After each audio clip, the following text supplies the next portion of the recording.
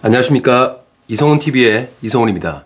자신이 받지 못하는 돈을 받기 위해 신용정보회사와 계약을 하면서 정말 많이들 물어보시고 궁금해하는 사항들이 있습니다.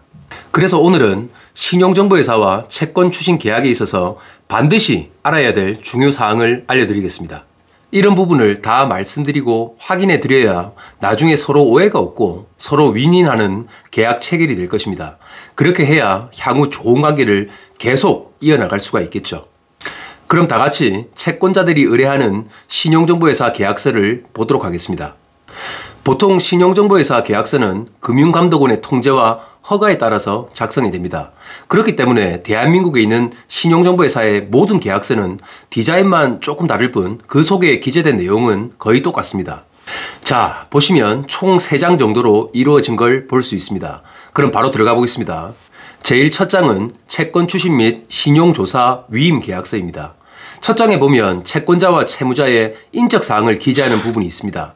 한글만 알면 누구나 작성하고 알아볼 수 있도록 크게 적혀 있으니까 별다른 어려움 없이 작성하실 수가 있을 겁니다. 그리고 중간쯤에 보시면 채무자에게 청구할 금액을 적는 란이 있습니다. 여기는 판결문이나 공증 등에 나와 있는 원금을 기재하시면 됩니다. 판결문 등의 지연 손해금 및 이자는 보통 연 몇 프로로 계산이 됩니다. 그렇기 때문에 채무자에게 변제받는 날까지 신용정보회사에서 자동적으로 계산을 해주기 때문에 원금만 기재하고 작성하시면 됩니다. 그리고 하단에는 판결문 등 사건 번호를 적는 란이 있습니다. 현재 자신이 가지고 있는 판결문, 지급명령, 공증 등의 사건 번호를 기재하시면 되겠죠. 자, 여기서 첫 장에 제일 중요한 사항이 나옵니다. 아니, 채권 추심 계약에 있어서 제일 중요한 사항이겠죠. 바로 채권 추심 수수료입니다. 채권 추심 수수료는 사건 난이도에 따라 달라지겠지만 상담하고 있는 담당자와 잘 조율해서 합당한 수수료를 협상하고 기재하시면 됩니다. 그리고 바로 밑에 신용조사 수수료 란이 있습니다.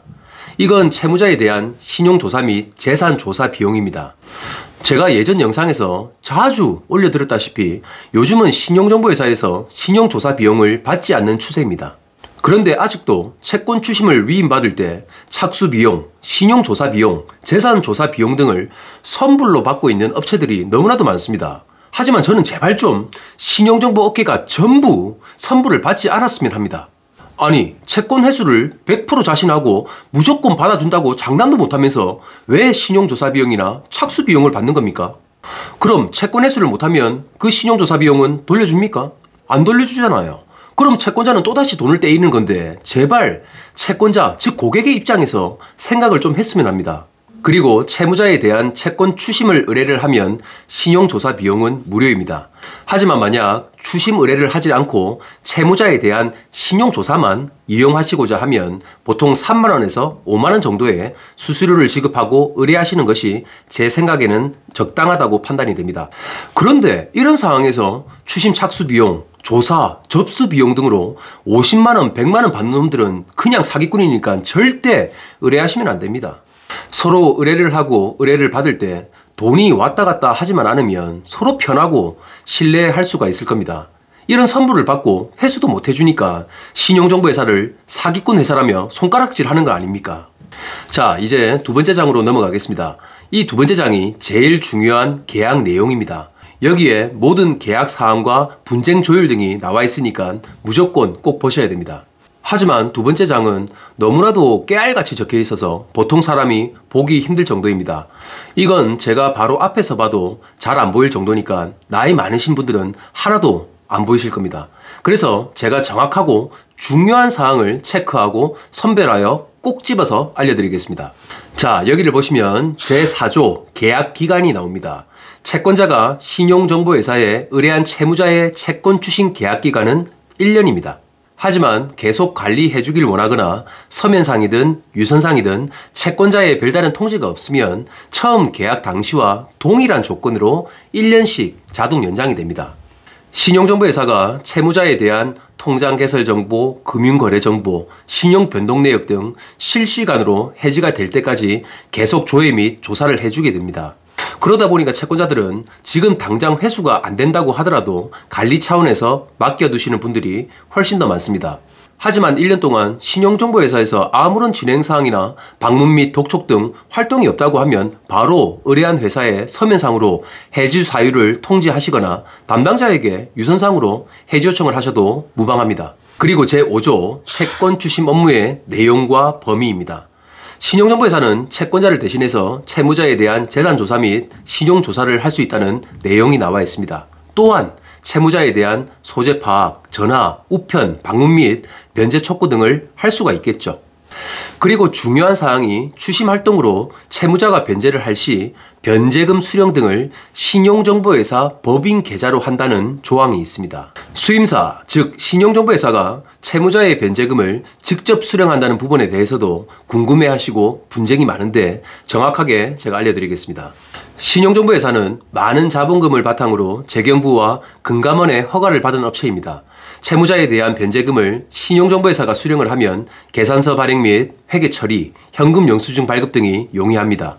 또한 통합전산을 통한 잔액금 정산 및 채무자의 청구 등 여러 가지로 관리하기가 편한 부분이 많습니다. 그리고 이건 특별한 예가 되겠지만 신용정보회사의 추심활동으로 인해서 채무자가 변제를 할 때 채권자에게 직접 돈을 건네주는 경우도 있습니다. 그런 상황에서 채권자가 약정된 수수료를 안 주는 경우도 한 번씩 발생을 합니다. 당연히 99%의 채권자분들은 그런 부분이 없지만 1%의 그런 채권자들이 있다 보니까 약정금 청구 소송 등 분쟁이 발생하는 경우도 있습니다. 그렇기 때문에 공신력이 있는 신용정보회사 법인 계좌로 받는 경우가 대부분입니다. 자, 6조에 보시면 정말 중요한 내용이 나옵니다.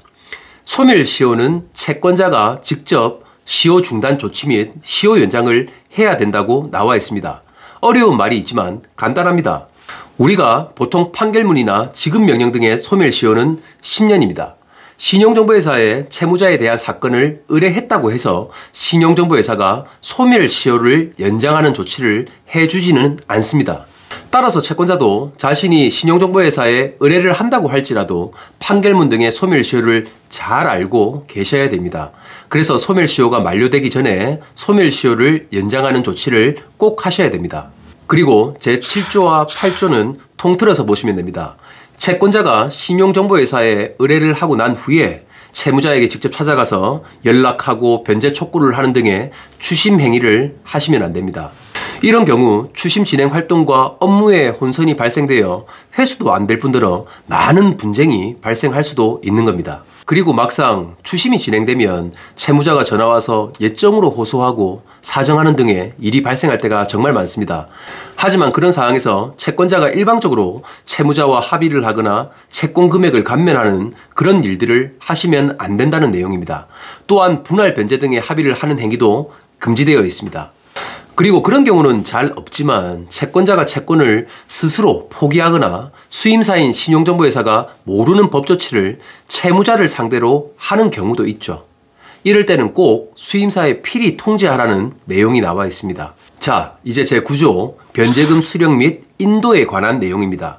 채무자에게 변제금을 수령을 할 때 채권자가 직접 채무자에게 받게 되면 신용정보회사에 지정된 계좌로 약정된 추심 수수료를 입금을 하셔야 됩니다. 그리고 신용정보회사가 변제금을 수령을 하면 채권자 계좌로 수수료를 제외한 나머지 금액 전액을 입금하는 내용입니다. 그 지급기간은 3일 이내입니다. 그리고 제10조 채권 추심 업무의 실적 인정 범위라고 나와 있습니다. 이건 쉽게 말씀드리면 채권자가 의뢰한 사건에 대해서 신용정보회사가 실질적인 추심 활동을 했으니까 실적을 인정하고 수수료를 지급하라는 내용으로 간단하게 이해하시면 됩니다. 그 내용을 보면 추심 행위로 인해서 채무자에게 대물 변제를 받는 경우, 두 번째, 채무자가 받을 채권을 인수하는 경우, 세 번째, 상계 처리를 한 경우, 여기서 상계 처리는 채무자와 채권자가 서로 주고받을 금액이 있어서 서로 금액을 소멸시키는 행위입니다. 그리고 네 번째는 신용정보회사의 추심활동 과정 중 채무자에 대한 채권을 채권자가 전부 또는 일부를 감면하는 경우입니다. 그리고 마지막 다섯 번째는 추심활동으로 채무자의 재산에 대해서 찾아내고 법적 절차를 진행하는 과정에서 채권자가 신용정보회사와 협의 없이 채무자에 대한 법적 절차를 해제하고 포기하는 경우입니다.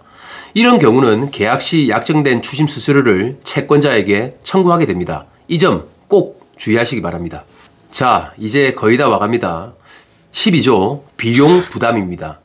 이 내용은 간단하지만 정말 중요합니다. 채무자에 대한 추심 활동을 하면서 출장비, 우편료, 전화료, 민사서류 발급 비용 등 지출되는 재반 비용 모든 비용들은 전부 신용정보회사가 부담을 한다고 되어 있습니다. 하지만 소송, 가압류, 압류 집행 경매 등은 신용정보회사가 위임받을 수 있는 업무가 아니기 때문에 법무사 및 변호사 사무실을 통하여 진행해야 된다고 나와 있으니까 꼭 참고하시기 바랍니다. 자, 이제 마지막 제16조 중복 위임 금지입니다. 이것도 한 번씩 실수하는 채권자분들이 많습니다. 하나의 채권을 그리고 한 명의 채무자를 채권자가 신용정보회사 서너 군데에 동시에 의뢰를 하는 경우가 있죠.